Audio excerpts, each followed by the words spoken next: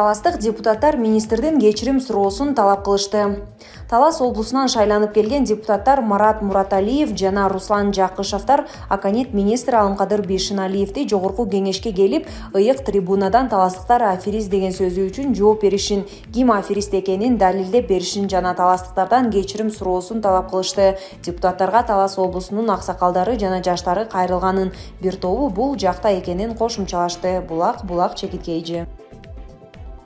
Министр Сабыр Жумабеков кабинетинде отурат, иштейм десе калтырабыз. Мурдагы Бишкек шаардык травматология жана ортопедия илим изилдөө борборунун директору Сабырбек Жумабеков учурда өзүнүн кабинетинде отурат. Бул туурасында Саламаттык сактоо министри Алымкадыр Бейшеналиев ЖКнын социалдык саясат комитетинин жыйынында билдирди.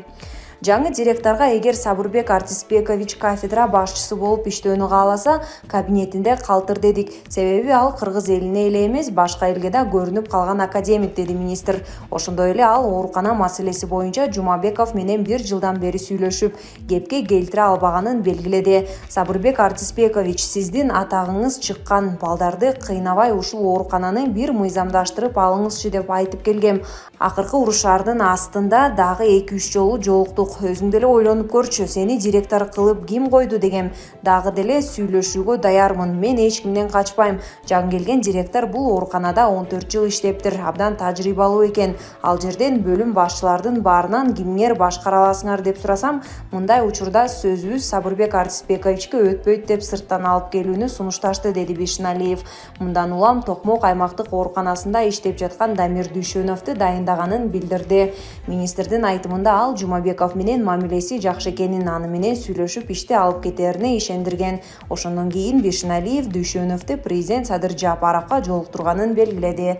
Булак Спутник чекиткейжи. Депутат унаалардын алдыңкы эшигинин терезелерин караңгылатуудан 1 жылда канча каражат түшөрүнө кызыкты.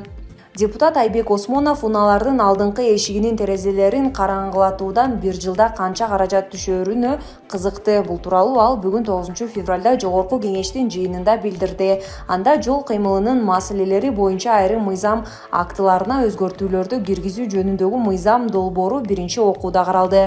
Жыйында баяндама жасаган экономика жана коммерция министри Данияр Амангелдиев белгилегендей, мыйзам долбоору аркылуу жеңил унаалардын алдыңкы эшиктеринин айнектерин караңгылатууга мыйзамдуу түрдө уруксат берүү каралууда. Ал мыйзамдын максаты бюджетке акча түшүрүү эмес экенин белгиледи. Жыл сайын аз дегенде 20 000 унаа терезесин караңгылатаары болжолдонууда. Ошого ылайык эсептелип чыгат, деди ал. Булак супер чекиткейжи. Депутат Дастан Бекешевка 2 жардамчы берилди. Депутат Дастан Бекешевдин өзгөчө абалы эске алынып, ага 2 жардамчы, 1 консультант жана 1 кызматтык унаа берилмей болду. Депутаттар жабык эшик артында өткөн жыйында бекитип беришти. Дастан Бекешев СДПК партиясынан 2 жолу шайланды. Былтыркы шайлоодо генерал Мелис Турганбаевди жеңилүүгө учуратып, 1 мандаттуу округтан шайланган. Булак апта чекиткейжи. Айбек Жунушалиев өзүнүн отставкасы боюнча комментарий берди. Бишкектин мэри Айбек Жунушалиев Кактус КЖге отставкага кетет деген немиштер боюнча комментарий берди. Анын айтымында ал бул тууралуу эч нерсе билбейт. Мен азыр жумуштамын, президент менен объектилерди текшерип жатабыз. Бул боюнча эч кандай маалыматым жок. Жумуш штаттык режимде уланууда, дейт Борбор шаардын жетекчиси.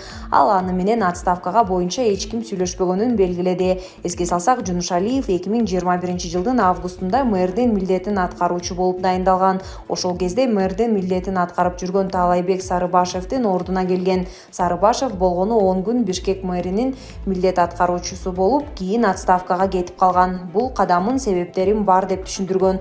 Азыркы тапта ал жогорку кеңештин депутаты. 2021 жылдын 26 августунда Бишкектин мэрин шайлоо өтүп, Айбек Жунушалиев жалгыз талапкер болгондуктан жеңүүчү болуп чыгат. 3 сентябрда расмий түрдө иштеп баштаган. Борбордук шайлоо комиссиясынын мүчөсү Айдана Жупуева ага шаардын мэри деген күбөлүк тапшырган.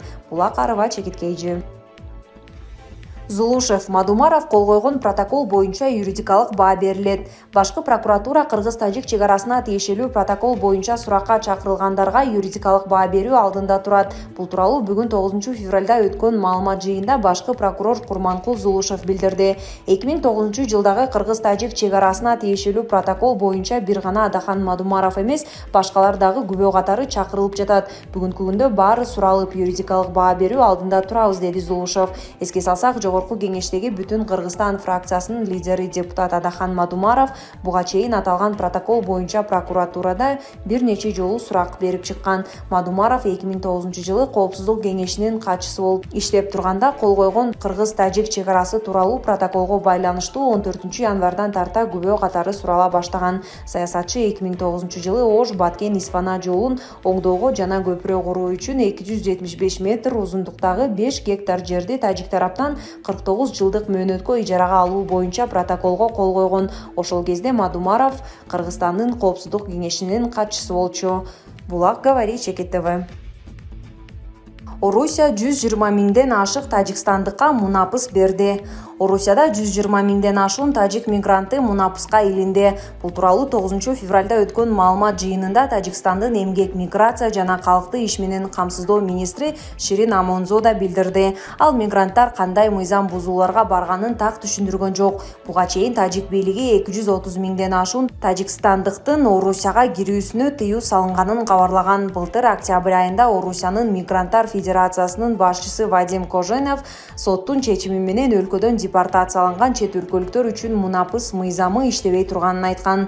Тажикстандын эмгек министр былтыр 150 миңден ашуун тажик жараны Орусияда мыйзамдуу түрдө жүрүүгө уруксат алганын, бул депортация тобокелчилигин азайтканын кошумчалады. Расмий маалыматка караганда 2021 жылы Тажикстандан 373 миңден ашуун киши иш издеп чет өлкөгө чыгып кеткен.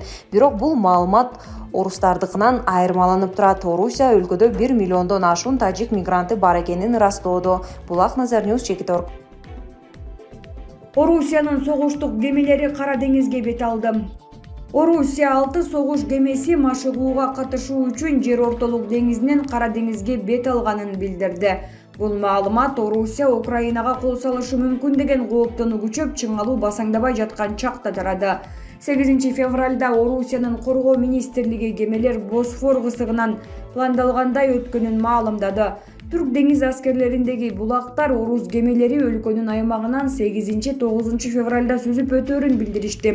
Москва кошуна өлкөгө чабуул кое турган болсо, НАТОнун мүчөсү болгон Туркия мыйзам чегинде Босфорду орус кемелеринин транзити үчүн жаап салууга укуктуу. Орусия күч кубатын дүйнө алдындагы даңазалоо үчүн бир катар машыгууларды жүргүзүп келет. Өткөн айда коргоо министрлиги 10 миң жоокер 140 согуштук кеменин катышуусунда машыгуу болоорун жарыялаган. Орусия Украинага чабуул коюу планын жоктугун, өзүнүн куралдуу күчтөрүн өлкө ичинде каалагандай которуштурууга укугу бар экенин айтып келе жатат.